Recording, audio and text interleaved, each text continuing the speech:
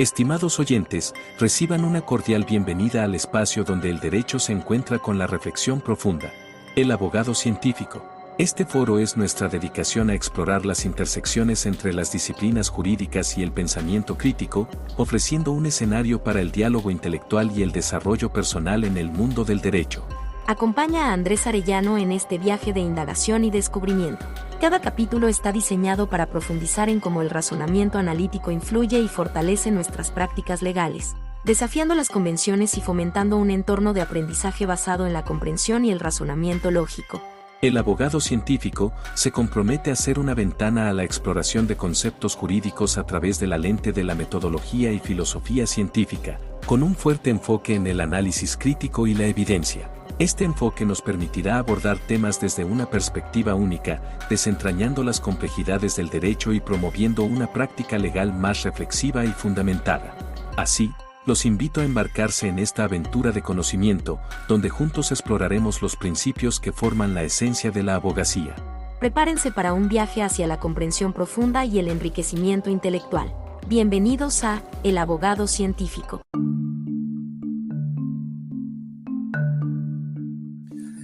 Bienvenido a este nuevo episodio. Vamos a hablar de los supuestos semánticos. Pero antes, hagamos un repaso general de lo hasta ahora expuesto. Los signos y símbolos pueden denotar o designar constructos o cosas específicas. Considero es sumamente importante dejar en claro de qué hablamos cuando decimos constructo. Me serviré de Héctor Bucetich y su introducción a la filosofía exacta de la ciencia, quien dentro del capítulo 2 maneja la misma concepción de constructo que Bunge, pero de manera un poquito más específica, y se sirve de la experiencia científica para dar tal explicación. Los constructos son entidades abstractas que representan conceptos.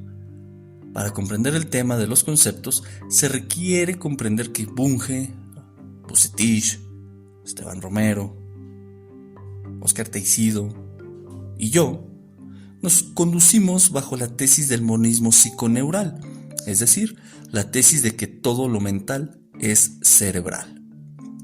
Al respecto puede consultarse, entre otros, el paradigma de clases de equivalencia de estímulos, así como material diverso proveniente del proceso neuropsicológico de la formación de conceptos y del razonamiento conceptual. Te invito a que lo indagues. Esa es, pues, la experiencia que brinda la ciencia respecto a la formación de conceptos. Dentro del campo de la razón o filosofía, Héctor Bucetich plantea desde la tesis psiconeural una hipótesis interesante, al indicar que la conceptuación o formación de conceptos contiene procesos psicofisiológicos subyacentes, tal como la sensación y la percepción. Es decir, la activación sensorial de los órganos de determinado sujeto y el procesamiento y correlación de esos impulsos nerviosos originados en la sensación, que son memorizados en la red neural, permite construir un concepto. Dado que esas percepciones memorizadas se correlacionan entre sí para dar lugar a un proceso mental, tal como un concepto. Por su parte, el constructo es la clase de equivalencia de un concepto, es decir, es la manera en que comunicamos el concepto. Nótese aquí algo importante. El concepto es un proceso mental que sucede en el cerebro de un individuo. Nosotros no podemos compartir ese proceso mental y ese específico proceso de memorización que nos da el concepto. De ahí que para comunicar esto empleamos un constructo el cual tiene una equivalencia y comparte, o se cree que comparte, identidad a la del concepto. De ahí que por cada concepto existe un constructo y por cada constructo existe un concepto. Con esto podemos explicar la tesis, o comprender, mejor dicho, la tesis materialista de los conceptos, la cual indica que el concebir un objeto conceptual y asignarle existencia conceptual son dos aspectos de un mismo proceso que se da en el cerebro de algún ser racional. Hasta aquí el tema del constructo. Hablemos de las reglas de denotación, designación. Independientemente de lo anterior, la denotación es una relación de signos, términos o nombres a cosas o constructos, la cual ya lleva implícita la referencia. La designación es una relación de signos o símbolos que son elegidos convencionalmente, y este proceso de relación de signos o símbolos con constructos debe ser utilizado consistentemente dentro de la teoría y el proceso argumentativo. Ahora bien, la designación y denotación tienen que ser explicitadas dentro de la teoría de que se trate y el proceso argumental. Para ello, hay que establecer las reglas de designación y denotación o reglas de correspondencia entre un signo o símbolo y una cosa o constructo. Estas pueden establecerse de la siguiente manera. X designa, denota a Y cosa o Y constructo, ¿no? O dicho de manera más explícita, X nombra, representa, significa, simboliza Y. O más sintetizado, X denota Y. X designa Y. Por ejemplo, X designa al abogado, o Andrés denota un individuo de la especie humana. En el primero se habla de que asociamos el símbolo X a un concepto. En el segundo, de que el nombre funge como un término que ya, acuérdate, ya lleva implícita la referencia, en este caso de un individuo racional, un organismo que tiene raciocinio, ¿no? Finalmente, la referencia es una relación entre un constructo y una cosa concreta u otro constructo. En términos sencillos, la referencia nos ayuda a identificar acerca de qué cosa u objeto diremos algo. Y ese decir algo constituye el sentido, pero esto lo veremos más adelante. Además, la referencia es una característica o propiedad de los constructos y un componente del significado, como se verá también más adelante. Lo expuesto ayuda a dejar claro los referentes de una teoría. Acuérdate, las cosas o conceptos de los que se está hablando. Esta es una de las cuestiones importantes para hablar con claridad. Ahora sí, entremos al tema de los supuestos semánticos. Este es un tema extremadamente importante, dado que un supuesto semántico es la correspondencia entre una función o relación o una forma de representación y la propiedad de una cosa. Los supuestos semánticos enlazan los constructos con elementos fácticos e indican las características de las cosas que los constructos presuntamente representan. Aquí voy a hacerte una salvedad que voy a repetir también más adelante. Los elementos de los supuestos semánticos no necesariamente son fácticos, ¿sí? Bunge se centra mucho en lo fáctico, pero también están los constructos, está la cuestión conceptual. Bien, profundizo en esto un poco más adelante.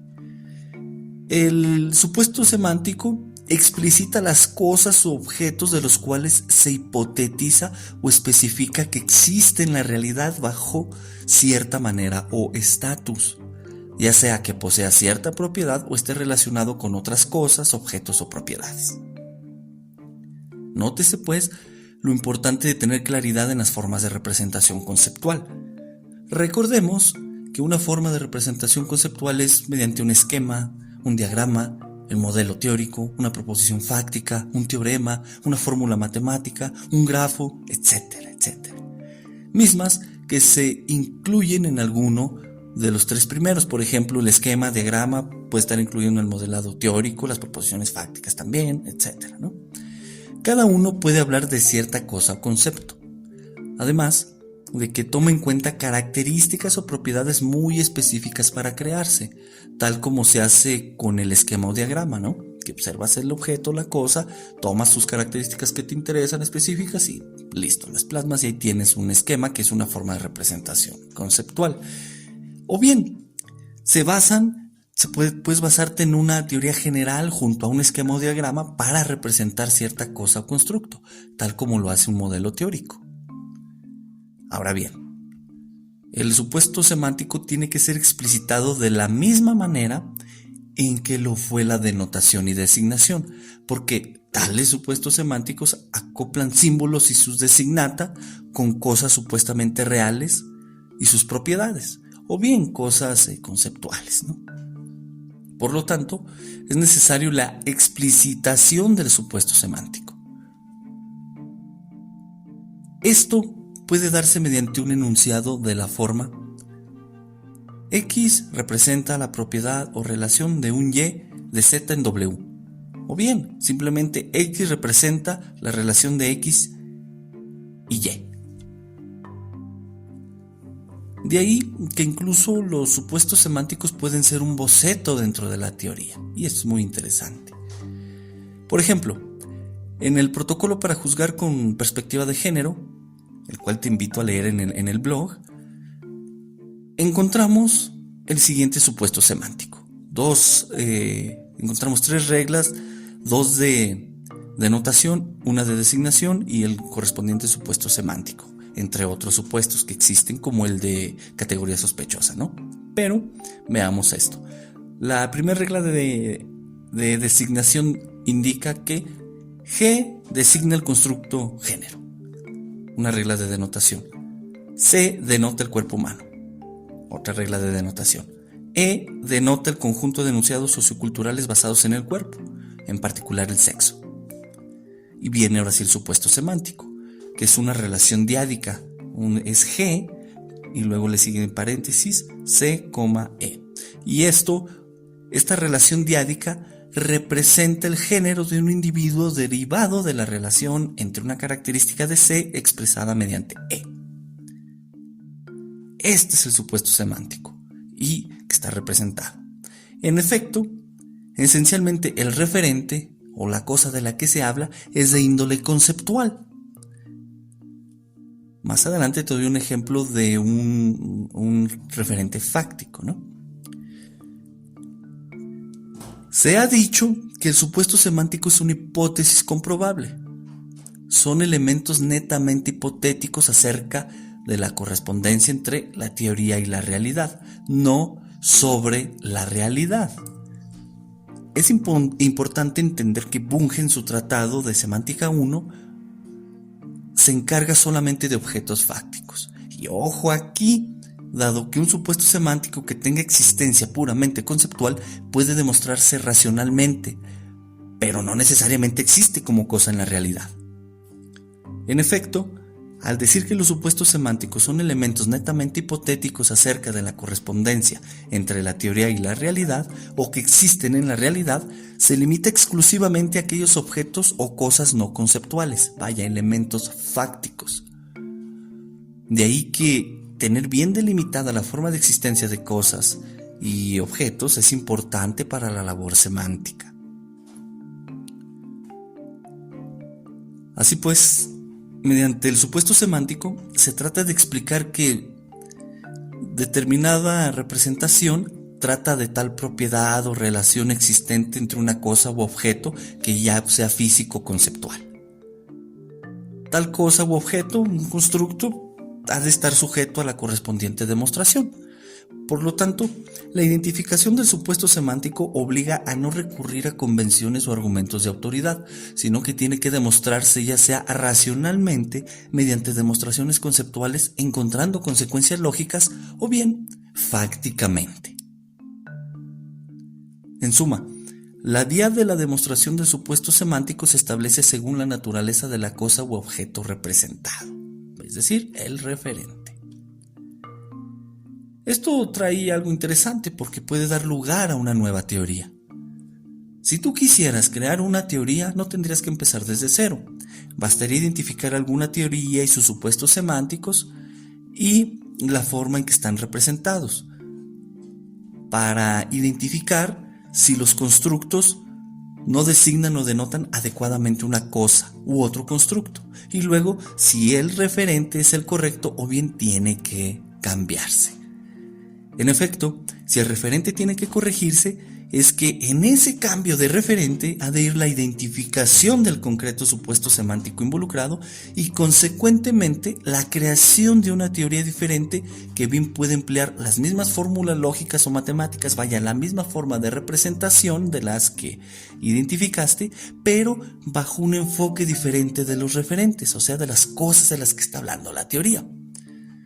No obstante, no es sencillo, porque se tiene que averiguar en cada caso si ciertas palabras como el es significa, designa, denota o representa. Bunge indica que esta diferencia es la diferencia metodológica suprema. Con todo, esta distinción no se hace en la filosofía de la ciencia contemporánea, en la cual se llama a las reglas semánticas y las hipótesis semánticas como reglas de correspondencia. Para poner un ejemplo de esto último, de la averiguación de si ciertas palabras como el es significa que designa, denota o representa algo, podemos recurrir al libro de modificación de la conducta, que es y cómo aplicarla, de Gary Mortin y Joseph Peer, quienes en la página 3 afirman lo siguiente: técnicamente, la conducta es cualquier actividad muscular, glandular o eléctrica de un organismo. Y más adelante afirman también: tal y como veremos más adelante, el término conducta hace referencia igualmente a procesos encubiertos, privados, internos, que no pueden observarse directamente. No obstante, mantenemos y explicaremos que todo el comportamiento es potencialmente observable. Cierro cita. Semánticamente puede establecerse que es indica una denotación. En efecto, la regla de denotación queda como sigue y nos da un par de variables. La regla de denotación 1. El término conducta denota una actividad muscular, glandular o eléctrica de un organismo. O bien, el término una regla de denotación diferente. El término conducta denota un proceso muscular, glandular o eléctrico de un organismo. Y nótese aquí que lo subsecuente es argumentar la diferencia entre actividad y proceso, o bien si se consideran iguales. Hay que argumentarlo y demostrar por qué lo son o no lo son. Y esencialmente estos referentes son fácticos y ya da materia para una discusión. ¿Sí? Aquí ya mezclamos todo lo que hemos visto. Hemos visto ya este tema de que se está planteando una hipótesis, ¿sí? Y de esto ellos no hacen una representación simbólica. Y ahí puede entrar el psicólogo para hacer una representación y plantear el supuesto semántico, ¿no? Asignarle unos simbolismos, identificar las relaciones diádicas, triádicas, etcétera, o una función, o un grafo, un teorema, hacer esa representación, plantear el supuesto semántico y explicar si es una actividad o un proceso la conducta, ¿no? Si el término conducta nos habla de alguna de estas dos. Entonces, este es parte del proceso que nos invita a realizar Bunge, ¿no? Y que nosotros podemos aprovechar para el campo jurídico. En resumen, la designación y denotación nos dan el formalismo. La referencia y supuestos semánticos concretizan las cosas o constructos o referentes de los cuales se está hablando y algunas propiedades o relaciones que se dice existen en él o entre ellos. De ahí que la existencia del referente y su forma de representación vía relaciones, funciones, teoremas, grafos, etc. es hipotética y hay que demostrarla o bien refutarla, y esto se logra comprendiendo la naturaleza del referente, si es de carácter conceptual o fáctico. Hasta aquí el episodio de hoy, espero te sea de utilidad y pues pregúntate, ¿no? ¿Con qué clase de objetos son con los que estás trabajando? Te invito a visitar el blog, ahí encuentras transcripción y mayores ilustraciones de estas reglas de denotación, y compártelo, aplícalo. Te invito a leer evidentemente el tratado de filosofía científica de Bunge, el tomo 1, que es el de semántica, sentido y referencia, y pues que apliques este enfoque filosófico en tu quehacer jurídico, que tiene un impacto muy interesante. Tan así que te comento rápido, ya hablaré en otro episodio. Necesito verificar unas cuestiones de autorizaciones con clientes, pero tuve un asunto en el que se tuvo que aplicar perspectiva de género y se tuvo que dilucidar de qué habla el género, de qué habla la categoría sospechosa y cómo era la relación entre mi cliente y la norma, o si era biunívoca, una función biunívoca, o si era una relación diádica o de varios, ¿no? De uno a muchos. Entonces, y esto tuvo un impacto muy interesante en la audiencia porque al juez le fue muy útil para resolver. Y entre otras cosas que te platicaré más adelante. De ahí que comparte, dale like, califica el episodio, visita el blog y nos escuchamos en el siguiente episodio. Disfruta la quincenita que ya viene. O si cobras por honorarios, pues bueno, ya ni qué hablar. Ya tocará la iguala mensual. Hasta luego.